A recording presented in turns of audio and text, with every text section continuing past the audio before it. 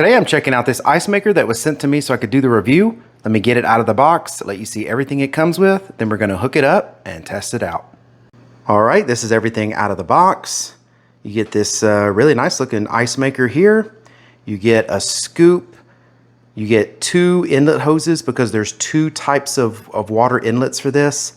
You have a water outlet hose where the water will drain from the main ice holding container if it melts.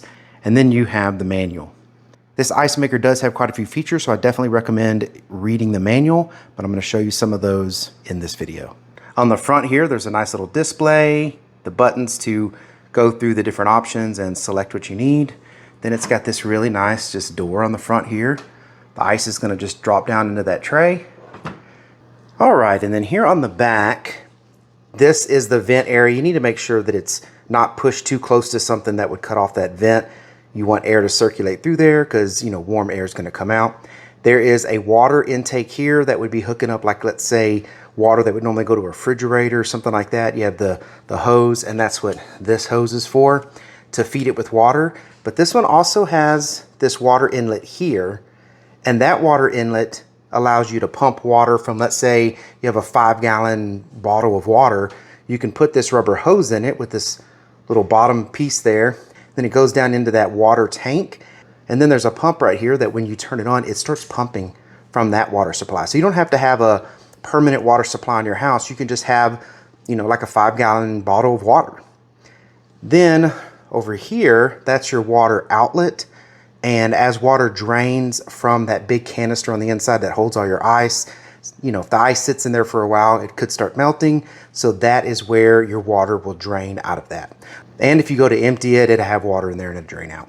Since this ice maker has the unique feature of being able to pump in its own water from an outside source, like this 5-gallon water container, that is the input that I'm going to test. So let me get it turned on and make some ice. So in this model ice maker that has the 2 inputs where you can get pressurized water input in, or it has its own pump to pull in water, you have to select the water input by putting in something like I did a paper clip here, and you just push this little button inside this hole. And if you look here, that's saying the water pump is now going to be turned on.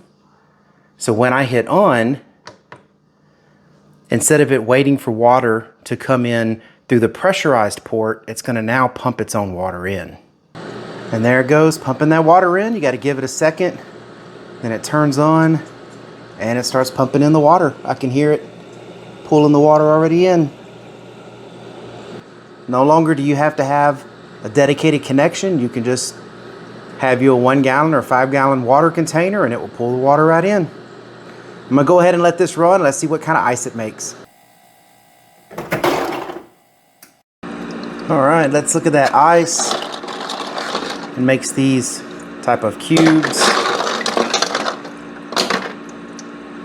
Really cool.